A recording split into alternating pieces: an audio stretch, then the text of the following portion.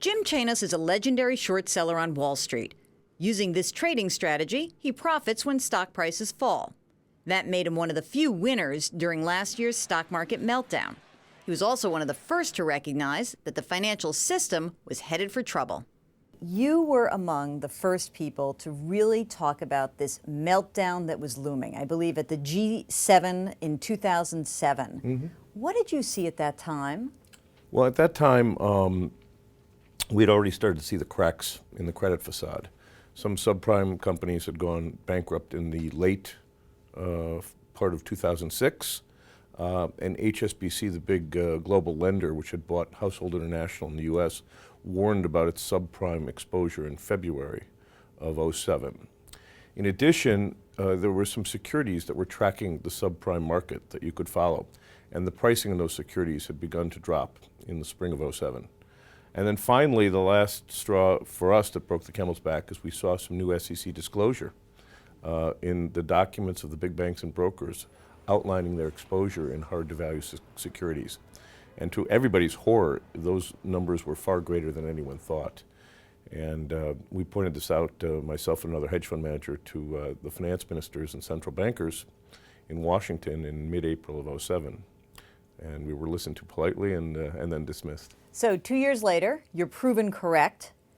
What's changed? Where do we go from here? I don't know that a lot's changed. That's the sort of scary thing for me.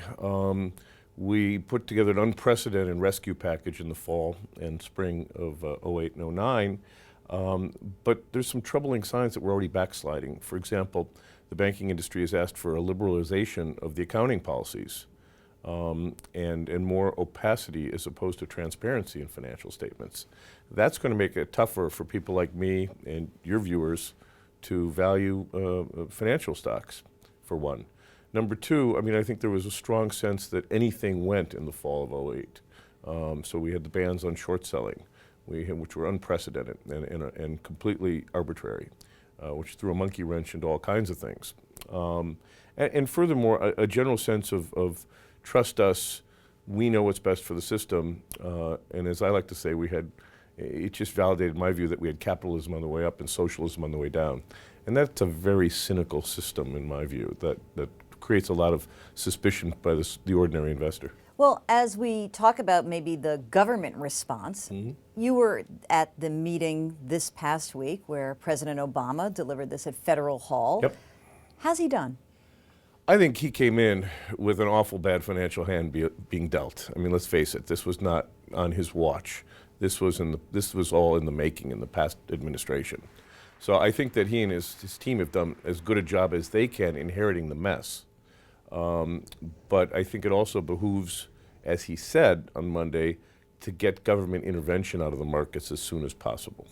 Because I think that the government intervention right now in the financial markets is skewing all kinds of things. And people can get credit if there's a government guarantee behind it. But if you don't have a government guarantee, it's not quite clear you can get the credit.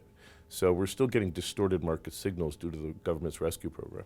How do you think that regulatory reform should be approached at this point, a year after the collapse of Lehman Brothers? What needs to happen on a regulatory level to right some of the wrongs of the past? Well, I think that we need smart regulation, not more regulation. And I know that seems like an easy bromide to say, but it's true. Every time there's a new financial innovation like credit default swaps or structured finance, the ability of the marketplace to move faster than the regulator's ability to understand what's going on completely befouls the process. And I think that that's the real problem here, is that we have a regulatory system that is run primarily by academics and attorneys. And you have very, very few people who regulate the biggest financial institutions who sat on a trading desk, run a fund, cold call the clients. They really don't know how the business operates. And they operate from a checklist, and that's troublesome.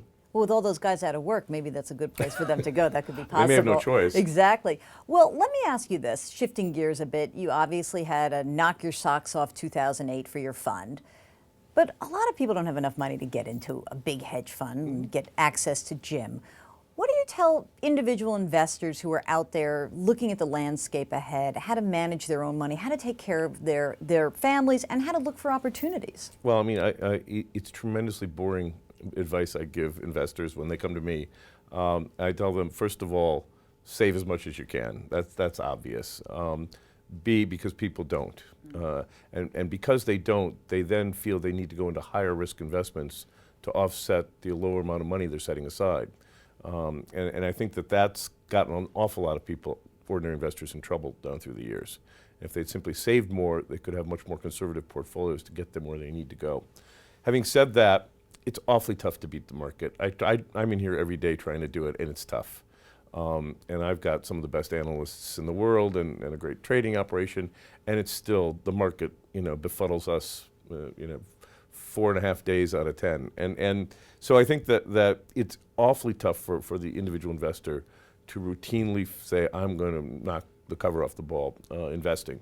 And so what I advocate is often just simple passive investing through index or ETFs, with asset allocation being kind of the most crucial aspect for the small investor. Early on in life, one can take more risks. Later on in life, one should take fewer risks. It's awfully boring advice, but it tends to beat most money managers hands down over and over and over again. Remember, 80 to 90% of all money managers do not beat the market. And yet they get paid all of that money. And we get paid all. It's one of the great conundrums in finance. Well, it's fantastic that you've taken the time to sit with us. Great advice for our users and great advice for any investor. Keep it simple, save a lot of money, and thanks again for joining us, Jim. My pleasure.